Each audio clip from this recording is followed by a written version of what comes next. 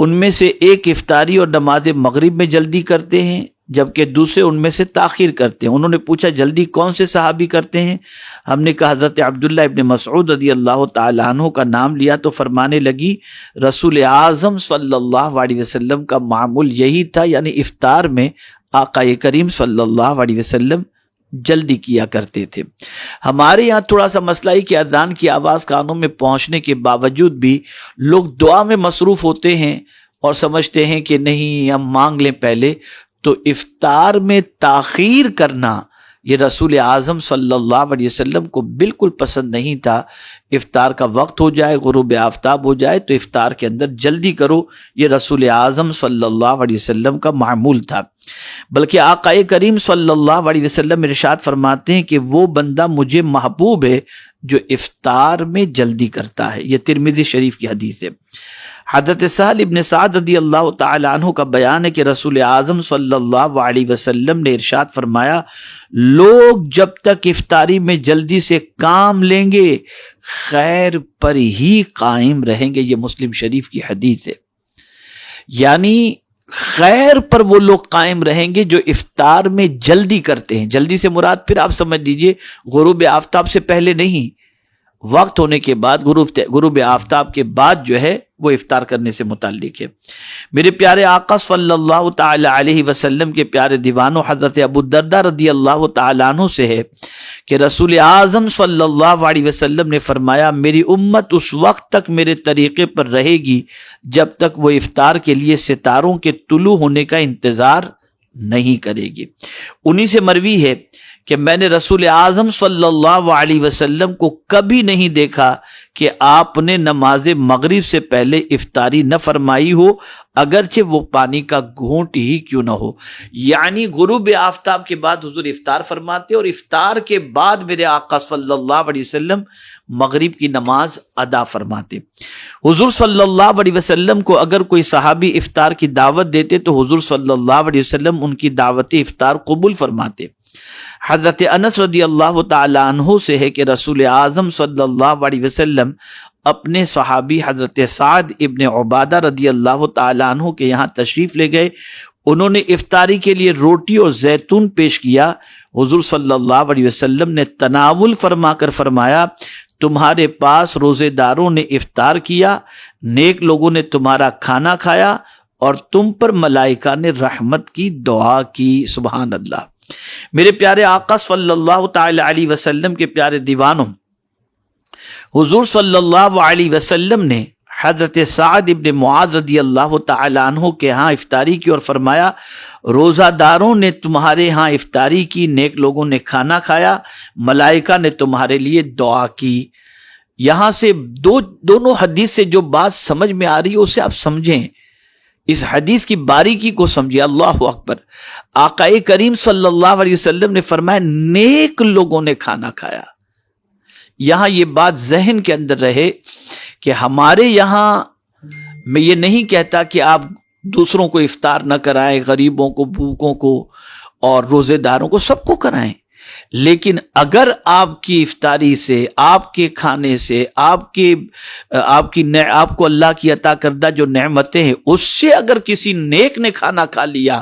تو پھر آپ کا بیڑا پار ہو گیا۔ یعنی یقین مانے اللہ کے رسول صلی اللہ علیہ وسلم کے اس ارشاد سے یہ بات سمجھ میں آئی کہ نیک لوگوں کو افطار کرایا جائے، اور اللہ عز و جل کے معصوم فرشتے ایسے لوگوں کو افطار کرانے پر افطار کرانے والوں کے لیے دعا کرتے ہیں۔ میرے آقا صلی اللہ تعالی علیہ وسلم کے پیارے دیوانوں، یہاں پر ایک اور بات میں آپ کے سامنے عرض کروں، انشاءاللہ آپ کا ایمان تازہ ہوگا۔ مساکین کے ساتھ بھی افطار کیا جائے، سبحان اللہ۔ حضور صلی اللہ علیہ وسلم کی مبارک تربیت کا یہی اعجاز تھا کہ آپ کے صحابہ افطار تنہا نہ کرتے بلکہ اپنے ساتھ معاشرے کے فقراء اور مساکین کو بھی شامل کرتے۔ حضرت عبداللہ ابن عمر رضی اللہ تعالی عنہما کے بارے میں مروی ہے کہ مساکین کے بغیر افطار نہ فرماتے، اگر گھر والے اسے محسوس کرتے تو اس رات کھانا ہی نہیں کھاتے۔ یعنی اگر فقیروں اور مسکینوں کے ساتھ کھانا کھانے پر، افطار کرنے پر اگر گھر والے یہ کہتے کہ ہمارے ساتھ نہیں کیا اور ان کے ساتھ تم نے بیٹھ کر کیا، تو پھر حضرت عبداللہ ابن عمر رضی اللہ تعالی عنہما رات کو گھر پہ کھانا ہی نہیں کھاتے تھے، انہیں اتنا گراں گزرتا تھا۔ تو یہاں سے یہ بات سمجھ میں آئی کہ مساکین اور فقراء کے ساتھ بھی افطار کرنے کی کوشش کی جائے اور ان کے ساتھ دسترخوان پر بیٹھ کر افطار کرنے کی کوشش کر کے اللہ عز و جل اور اس کے رسول صلی اللہ علیہ وسلم کو راضی کرنے کی کوشش کی جائے۔ میرے پیارے آقا صلی اللہ تعالی علیہ وسلم کے پیارے دیوانوں، بلکہ حضرت عبداللہ ابن عمر رضی اللہ تعالی عنہما کا معمول بھی یہی تھا کہ اگر وہ کھانا کھا رہے ہوتے اور کوئی سائل آ جاتا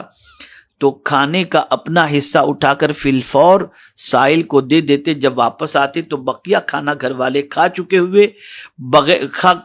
ہوئے ہوتے، تو بغیر کھائے ہوئے حضرت عبداللہ ابن عمر بستر پر چلے جاتے، بلکہ صبح روزہ رکھ لیا کرتے۔ سبحان اللہ۔ میرے پیارے آقا صلی اللہ تعالی علیہ وسلم کے پیارے دیوانوں، رسول اعظم صلی اللہ علیہ وسلم نماز مغرب ادا کرنے سے پہلے افطار کر لیا کرتے تھے۔ حضرت انس رضی اللہ تعالیٰ عنہ سے اس بارے میں مروی ہے کہ رسول اعظم صلی اللہ علیہ وسلم نماز سے پہلے روزہ افطار فرماتے۔ میرے پیارے آقا صلی اللہ تعالی علیہ وسلم کے پیارے دیوانوں، اگر سرکار صلی اللہ علیہ وسلم روزے میں ہوتے اور موسم گرما ہوتا تو سرکار صلی اللہ علیہ وسلم نماز سے پہلے تازہ کھجور اور پانی، اور اگر موسم سرما ہوتا تو خشک کھجور اور پانی تناول فرماتے۔ یہاں سے پتہ چلا کہ اگر گرمی کا موسم ہے تو تر کھجور سے افطار کرنا حضور کی سنت، اور اگر ٹھنڈی کا موسم ہے تو خشک کھجور سے افطار کرنا میرے آقا صلی اللہ علیہ وسلم کی سنت مبارکہ ہے۔ میرے پیارے آقا صلی اللہ تعالی علیہ وسلم کے پیارے دیوانوں، افطار کے لیے معقولات و مشروبات یعنی کھانے اور پینے میں سے حضور صلی اللہ علیہ وسلم کو سب سے پسندیدہ چیزیں کھجور اور پانی تھا۔ حضرت انس بن مالک رضی اللہ تعالیٰ عنہ سے مروی ہے کہ رسول اعظم صلی اللہ علیہ وسلم تازہ کھجور کے ساتھ افطار فرماتے، اگر تازہ کھجوریں نہ ہوتی تو خشک کھجور، اور اگر وہ بھی نہ ہوتی تو پانی کے چند گھونٹ کے ساتھ افطار فرماتے۔ میرے پیارے آقا صلی اللہ تعالی علیہ وسلم کے پیارے دیوانوں، اکثر کھجور اور پانی حضور صلی اللہ علیہ وسلم استعمال فرماتے، مگر بعض اوقات دودھ بھی سرکار صلی اللہ علیہ وسلم نے استعمال فرمایا۔ حضور صلی اللہ علیہ وسلم نے دودھ اور اجوا کھجور کے ساتھ بھی روزہ افطار فرمایا ہے۔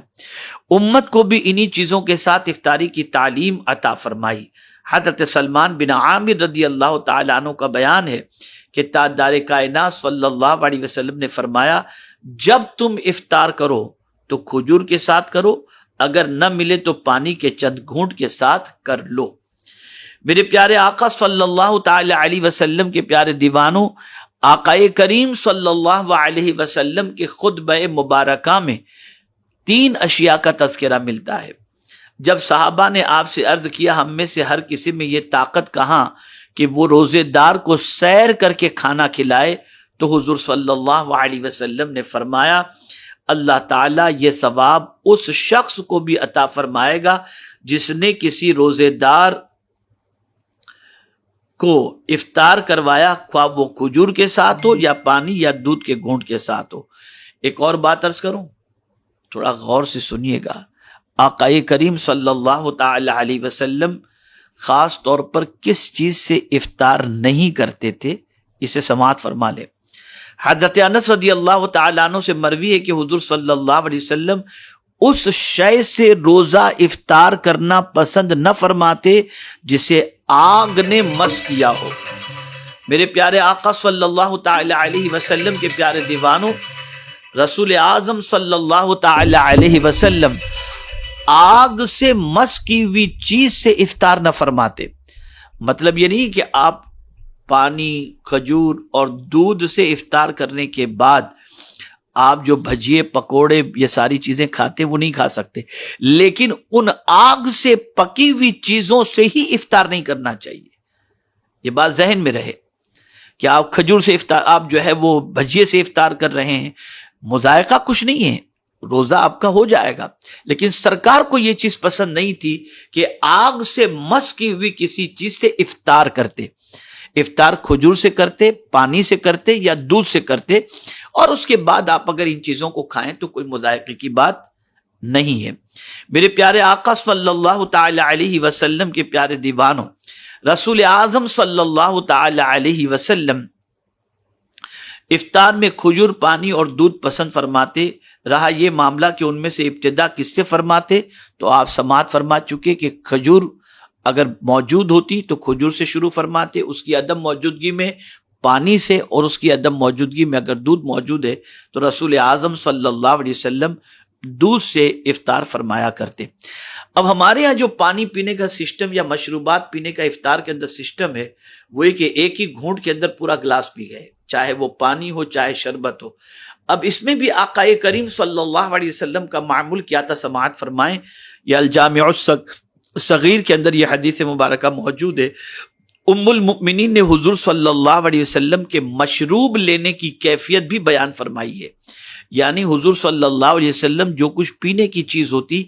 اسے افطار میں لیتے تو سرکار صلی اللہ علیہ وسلم کی کیفیت کیا ہوتی، تو فرمایا آپ ایک سانس میں مشروب نہ پی لیتے بلکہ گھونٹ گھونٹ کر کے مشروب پی دیتے، آہستہ آہستہ، آرام آرام سے۔ میرے پیارے آقا صلی اللہ تعالی علیہ وسلم کے پیارے دیوانوں، یہ مختصر سی باتیں میں نے آپ کو افطار سے متعلق بتائیں۔ اب اگر کوئی شخص حلال کمائی سے کسی کو افطار کراتا ہے تو اس کا اجر کیا ہے؟ آقا کریم صلی اللہ تعالی علیہ وسلم نے ارشاد فرمایا، اگر کوئی روزے دار کو سیر کر کے کھانا کھلائے یا سیر کر کے کھانا کھلانے کی طاقت نہ رکھتا ہو تو حضور صلی اللہ علیہ وسلم نے فرمایا ایک مٹھی طعام دے دے۔ میں نے عرض کیا اگر روٹی کا ٹکڑا نہ ہو تو آپ نے فرمایا تو دودھ کا ایک گھونٹ، عرض کیا اگر دودھ بھی نہ ہو تو فرمایا پانی کا گھونٹ کافی ہے۔ اور میرے پیارے آقا صلی اللہ تعالی علیہ وسلم کے پیارے دیوانوں، آقا کریم صلی اللہ علیہ وسلم نے فرمایا جس نے کسی کا روزہ افطار کروایا اس کے گناہ معاف کر دیے جاتے ہیں، اسے جہنم سے آزادی دے دی جاتی ہے، اور روزے دار کے ثواب میں کمی کیے بغیر اسے روزے دار کے برابر کا ثواب عطا کیا جاتا ہے۔ پھر یاد رکھیں آقا کریم صلی اللہ علیہ وسلم کا یہ ارشاد خاص طور پر ذہن کے اندر محفوظ رکھیں، ہر مسلمان کو ہر حال میں رزق حرام سے بچنا ضروری ہے۔ حضرت سلمان فارسی رضی اللہ تعالیٰ عنہ سے منقول ہے کہ رسول خدا صلی اللہ علیہ وسلم نے فرمایا جس نے بھی کسی روزے دار کو کھانا یا مشروب پیش کیا اور وہ اس کی حلال کمائی تھی تو اس پر پورا رمضان ملائکہ دعا کرتے ہیں اور جبریل انہیں شب قدر کے لیے دعا کرتے ہیں۔ اللہ اکبر، سبحان اللہ، سبحان اللہ۔ حلال کمائی، پیور ایک دم حلال کمائی سے آپ افطار کرائیں تو مہینہ بھر ملائکہ دعا کریں گے، اور حضرت جبریل امین علیہ الصلاۃ والتسلیم ایسے افطار کرانے کے لیے شب قدر کی دعا کرتے ہیں کہ اللہ اسے شب قدر نصیب فرمائے۔ دوسری روایت کے الفاظ ہیں ایسے شخص کے لیے شب قدر جبریل امین علیہ الصلاۃ والتسلیم مسافہ کرتے ہیں، یعنی حلال کمائی سے اگر کوئی افطار کرائے تو جبریل امین علیہ الصلاۃ والتسلیم شب قدر میں اس بندے سے مسافہ کرتے ہیں، اور جس کے ساتھ وہ مسافہ کریں اس کے دل میں رقت اور اسے حالت زاری نصیب ہوتی ہے۔ یعنی اگر شب قدر کے اندر کوئی بندہ حلال سے افطار کرایا ہے اور اسے رقت طاری ہو رہی ہے اور اس کے ساتھ ساتھ اس کی آنکھوں سے آنسو جاری ہیں، اور وہ رات یا تو 21 ہو یا 23 ہو یا 25 ہو یا 27 ہو یا 29 ہو، تو اسے اللہ کا شکر ادا کرنا چاہیے کہ اللہ عز و جل نے جبریل امین علیہ الصلاۃ والتسلیم سے مسافر کا اسے شرف عطا فرمایا، اسے شب قدر نصیب ہو گئی۔ میرے پیارے آقا صلی اللہ تعالی علیہ وسلم کے پیارے دیوانوں، افطار کے موقع پر جو دعا کا مسئلہ ہے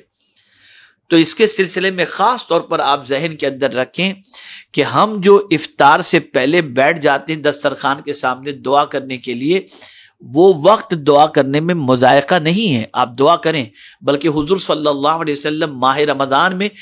کثرت سے دعا کرتے، لیکن خاص طور پر میں نے جس وقت دعا کی غفلت امت مسلمہ میں دیکھی ہے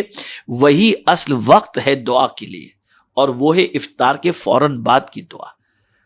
آپ دیکھیں ہم افطار کرتے ہیں تو افطار کے بعد فوراً پڑھتے ہیں اللہم لک صمت وَبِكَ آمَنْتُ وَعَلَيْكَ تَوَكَّلْتُ وَعَلَى رِزْقِكَ أَفْطَرْتُ فَتَقَبَّلْ مِنِّي.